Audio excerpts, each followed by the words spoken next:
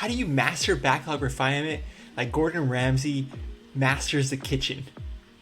Here, we're going to talk about backlog refinement, what you need to do as a leader, as an Agile program manager, as a Scrum master to be successful in this meeting, facilitating the different parties to get the goal of this meeting done. You're not going to want to miss this video. Get ready to chop up some user stories and backlog refinement. I want to thank everybody for making it this far in the video. Remember, if you haven't subscribed, please subscribe, like this video. Continues more content going forward. Now, let's get back into the topic. By reviewing, ranking, and editing the product backlog, the team ensures that they are working on the most important tasks. They're able to prioritize features and functionalities that customers want and the business needs.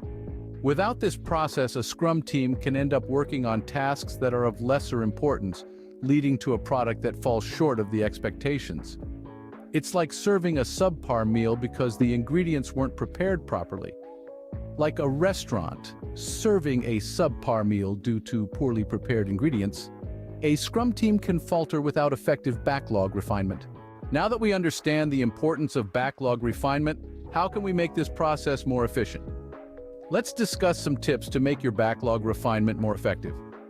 Firstly, consider grouping your backlog into near-term and long-term items. This helps to prioritize tasks and keeps your team focused on immediate goals. Secondly, make collaboration a habit in recurring meetings. This ensures everyone's on the same page and contributes to the refinement process. Next, always be open to making adjustments. Being flexible and adaptive is key to managing a dynamic backlog. Adding estimations to your backlog items is another crucial step. It gives your team a clear understanding of the effort required for each task. Lastly, don't forget to rank your issues. This helps to determine the order in which the tasks need to be tackled. And yes, tools can be your best friends in this journey. For instance, Jira software provides features for estimation, ranking, and refinement all in one view, making the task of backlog refinement a breeze.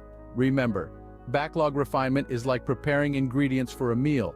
The better the preparation, the better the final product. Happy refining. So let's put the practicality in backlog refinement. So you look here, we're going to start here with this view. So if you don't know how to get here, on the left-hand side, within your project, it's backlog. This is what I use for backlog refinement. And anybody can present this screen. It can be a Scrum Master, it can be a team lead, it can be the product manager, product owner, whatever that is.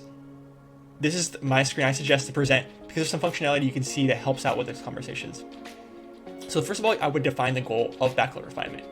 Remember, the goal of backlog refinement is to refine items that are in the next sprint. So not the sprint that you're currently in, the next sprint.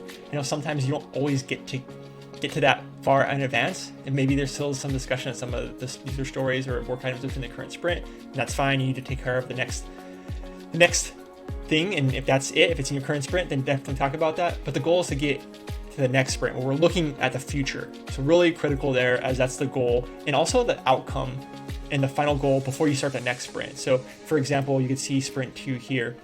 If this is my next sprint, then these items here would need to be discussed and aligned in scope prior to sprint starting. So it kind of gives like a goal for the team to understand what we have to do before the next sprint. So keep that in mind.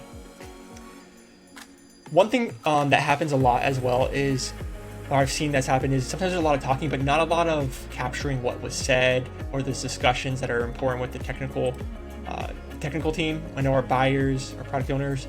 And so you end up having stories that look like this. And so maybe there is a discussion, but there's nothing documented. So that can create misalignment of what was said before, especially if the team delivers something and this is not what I expected, but it's like, well, what's there to say? We had a conversation. There's nothing in the description, right?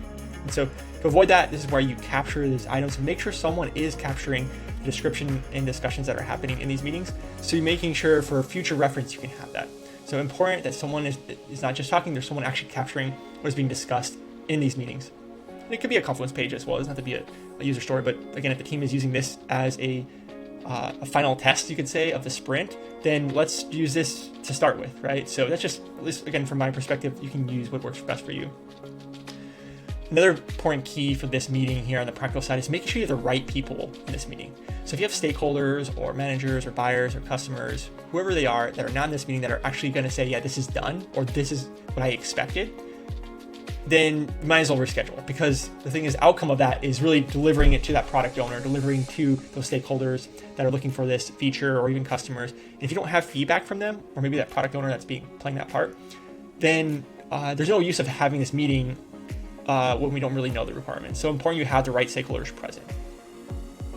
Another thing that happens a lot in this is you kind of look through and you get maybe one description down, and then you start talking about story points. And this can maybe even encompass the whole meeting. Maybe you only talk about one or two pieces of work when you have maybe 6 or 7 of them that you need to talk to. You end up getting down the rabbit hole and the scope of it, when this might actually change when you start sprint planning, right? So for this, I would say kind of avoid talking about scoping unless you've already talked about roughly the amount of work that you think the team can do for next sprint. And then I would go into that second discussion.